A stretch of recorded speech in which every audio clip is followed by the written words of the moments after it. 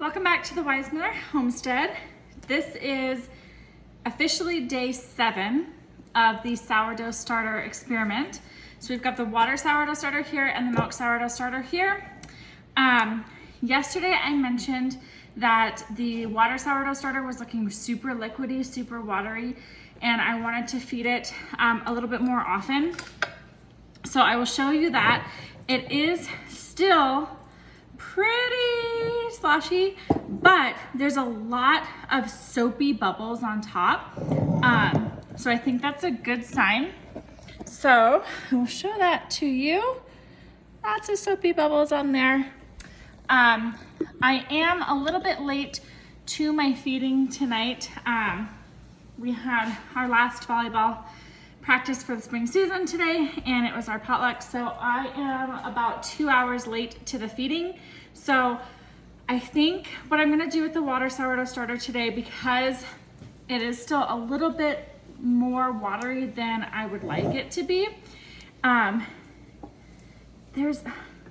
smells sour, it doesn't smell rancid or anything like that. There is a lot of activity, there's bubbles,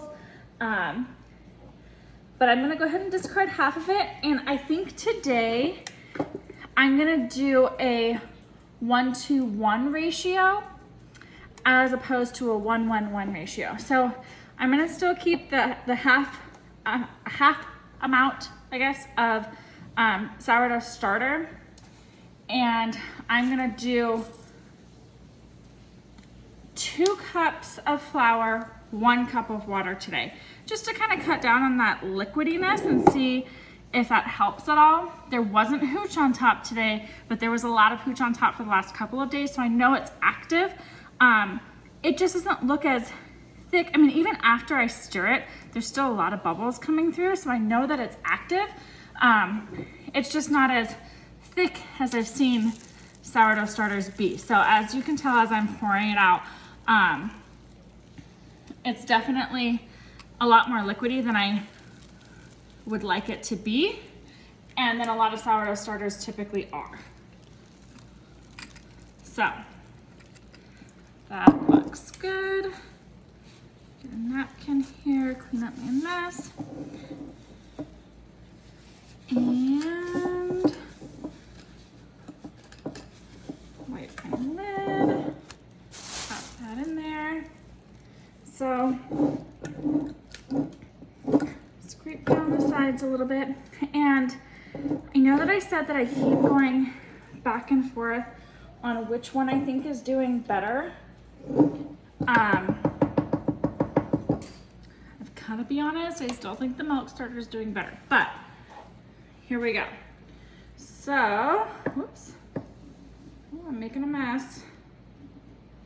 Oops, it's going all over the place. 2 cups of flour-ish, because some of it spilled out, to 1 cup of water today. We're gonna see what that does for us. And kind of clean up my mess here and give that a good stir up. So, like I said, I'm just changing it up a bit. So instead of a 1-1-1 ratio, I'm doing a 1-to-1 ratio. Just because I think if I can just get more flour in there, it will thicken up the way I need it to. I mean, I'm just stirring this up. It's already looking better, more like a sourdough starter should look at this stage. So I'm thinking this is gonna help a lot. And it smells sour, but it smells like dough now. So if I could just like describe the scent to you. I think if your sourdough starter smells rancid, it's not a good thing. This does not smell rancid. This has a nice florally sour scent to it. It's hard to explain because when you think of something sour, you don't think it smells good. This smells good. I don't really know how else to explain it, but it smells good. It smells like sourdough. And it smells like dough. So I think we're on to something here on day 7.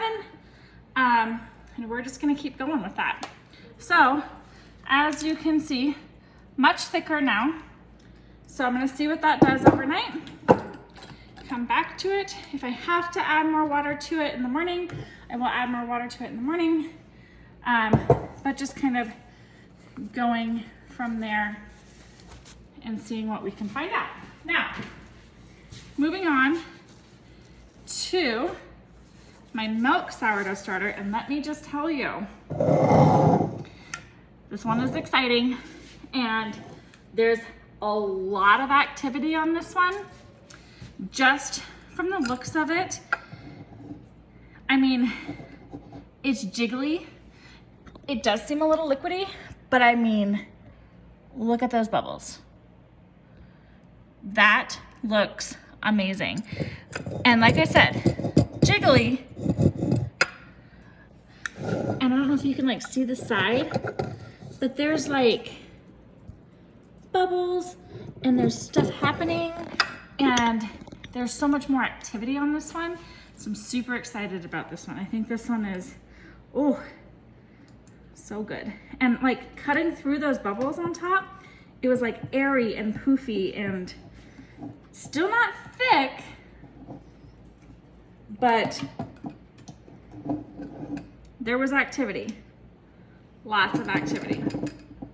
So stirring that one up, there's a fly over here, I keep, all right, discarding half of this. Again, not quite as thick as I think it probably should be. So on this one, come on, there we go.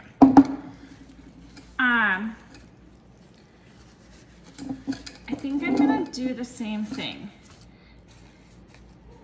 and just kind of see what that does for me. So, scrape down the sides and the top if I can get up there. It's kind of a weird shaped jar. Okay. So that's approximately half. So I'm gonna go ahead and do a cup of flour, a 1/4 cup of sugar, and this time I'm gonna do half a cup of milk. So this is a 1/4 cup, so 2 of those, half a cup of milk. So cutting the moisture down a little bit because both of them were creating hooch, and I think they just need a little bit more flour to feed their base. And you know, it's never like, I don't feel like it's ever down to like a science with this. I've done a lot of research. If you know me, you know that when I do things like this, like I don't really dive in blindly. I do a lot of research. You know, raising chickens, I did a lot of research, and coaching volleyball, I did a lot of research, and sourdough starters, no different, did a lot of research. So I continue to do research, and the thing that I have found on mostly every website that my kids are playing video games. Mostly every website I have discovered that this is not an exact science. Sometimes you have to alter your feedings. Sometimes you have to feed more often. Sometimes you have to feed less. Sometimes you have to change your ratios. Sometimes it just goes perfectly. But what I have also learned is not to give up, because a lot of people will just completely give up and dump their sourdough starter. And what's interesting to me, or what I have found to be pretty interesting, is that almost every problem that you come across when you're in a sourdough starter, especially when you're days in, can be fixed just by either changing something up or changing your feeding ratio or changing temperature or any number of those things. So here's our milk sourdough starter. Again, changed the ratio. So this is so there's 3 ingredients in this one. There is the milk, the flour, and the sugar. So I did 1 part sourdough starter, 1 part flour, half part milk, 1 part sugar. So I changed the ratio up a little bit just to eliminate some of that liquid and see if I can't get it to thicken up a little bit. And then I'm gonna come back in probably 30 minutes just to do another quick stir and make sure that all of that flour was absorbed, and we'll see where we're at. So, day 7.